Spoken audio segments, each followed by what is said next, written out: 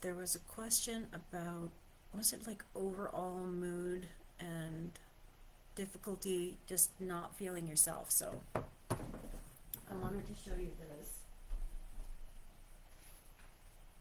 This is the comprehensive symptoms list that I designed. The link is available for download in the School of Perimenopause. I changed the name of it to the School of Perimenopause. So there's different mood issues that can come up during peri and postmenopause. So one of them is feeling overwhelmed by demands from your family. That can be related to anxiety. Losing interest in the things that you once enjoyed. That can be related to depression. Feeling like running away and leaving a family and spouse or job or people that you actually love. I had one lady say, well, that doesn't apply to me because I'm not married. Like, how are you feeling about your coworkers? How are you feeling about how things are going with your friends? You know, like, are you finding yourself withdrawing at all? Or, like, one of the things that I notice is things that, used to not bother me suddenly really bothered me, like a friend that's chronically late. I used to just roll with it. But then at this point in my life, I I need to plan around that, right? I'm highly scheduled. I'm self-employed. I work with clients one-on-one, and I do classes, and there's a workshop coming up. We're going to do a live later on, me and Yvette.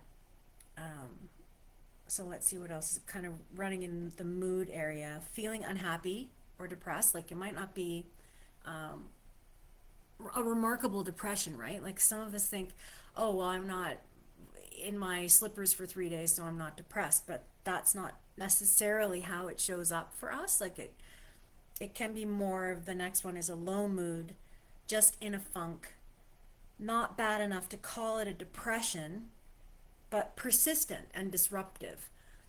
So maybe there's just a point every day where you're having trouble getting through the normal things that you would do, right? And I remember when I just got to a point where it was like, well, it's time to make dinner. Good luck with that because I'm not making dinner. And I'm still kind of there sometimes. I just have more grace about it. And then actually crying spells. Crying spells is a symptom of perimenopause, and it can happen. I don't think I have the chart on this computer, but if you look at the menstrual chart, we have our ovulation, our estrogen peaks, and that's when we're like probably feeling good in our pants and want to run amok, and we're interested in sex and all of that great stuff and getting stuff done and checking off our list. And then estrogen will take a real nosedive, and progesterone will come up to keep you pregnant. But if you look at the chart just before menstruation, both of these hormones are really, really low. And that can result in this, crying spells. So once you know that, you can think about it like in perimenopause, our nice, happy little flow has then changed so that sometimes you're ovulating when you shouldn't ovulate, or you've already ovulated, or maybe you haven't ovulated at all, and the it looks more like a zigzag as far as what's happening, and it becomes very, very hard to actually make any sense of what's going on. So I like to show you guys books. This is one of the best books I've probably ever read. Loving What Is. Byron Katie. Byron Katie came up with something called The Work, and I actually still have some of her worksheets that I will use on occasion, um, because the worksheet will help you get through whatever situation. In this situation, who angers, confuses, saddens, or disappoints you, and why? Because remember, we're not going through perimenopause in a vacuum. Even if we're not living with another person and trying to I was gonna say trying to relate to them, but that kind of is how it. We're trying to have a relationship. Um, these things can come up because of, like maybe the partner just got used to you always making dinner, and you specifically said, on Wednesday, I have a workshop I'll be doing in the middle of the day, and I can't do dinner. And your partner, because we're all creatures of habit, just forgets. Like, legitimately, they haven't had to think about dinner. in 20 years, so they just forget. And you might have a lot of anger or confusion or disappointment.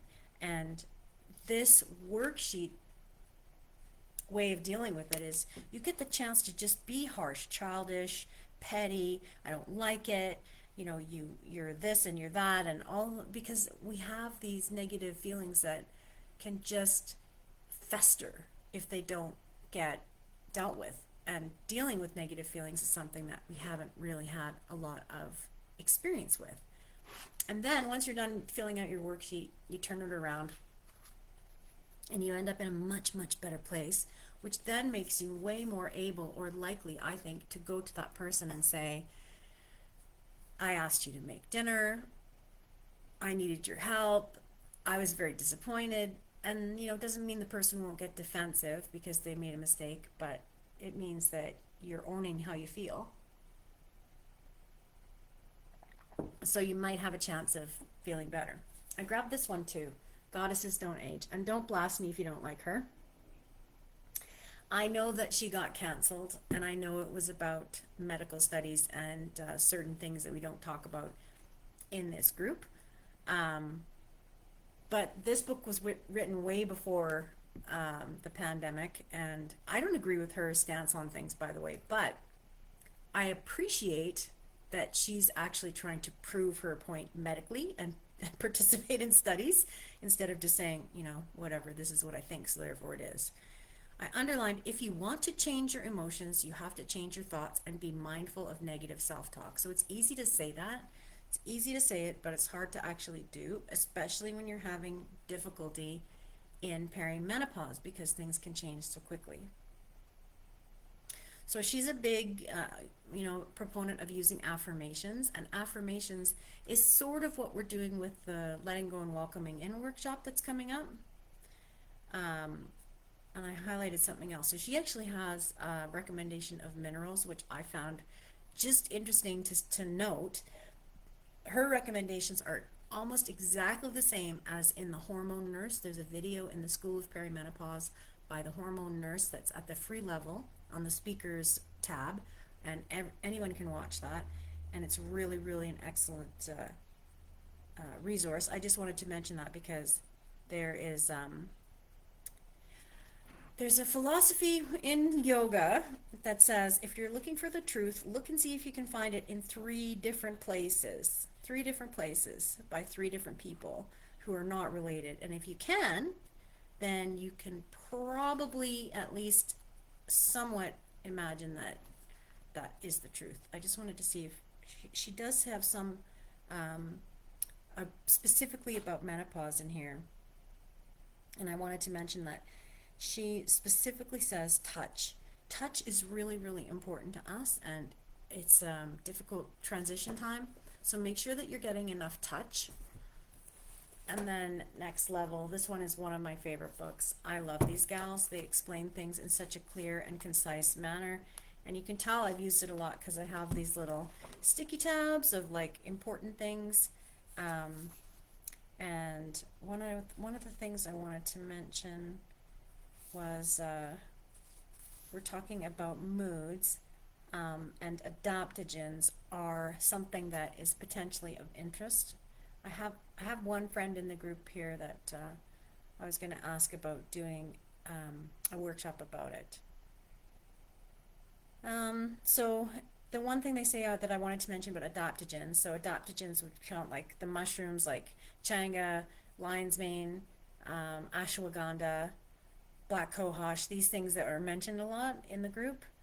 Adaptogens build up in your system over time, so there's generally a benefit to sustained use, but you may develop a tolerance, so it's a good idea to cycle them. That's something that I make sure I talk to everybody about when I am doing one-on-ones.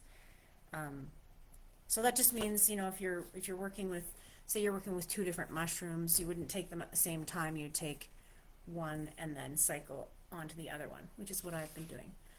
Okay, so if I can do it, this video is going to get downloaded and put up again onto the School of Perimenopause, which should be really easy for everybody to find. And I hope everybody has a great day. We're having some air quality issues where I'm living, but it looks like it's going to be a nice, mild, beautiful day. Take care.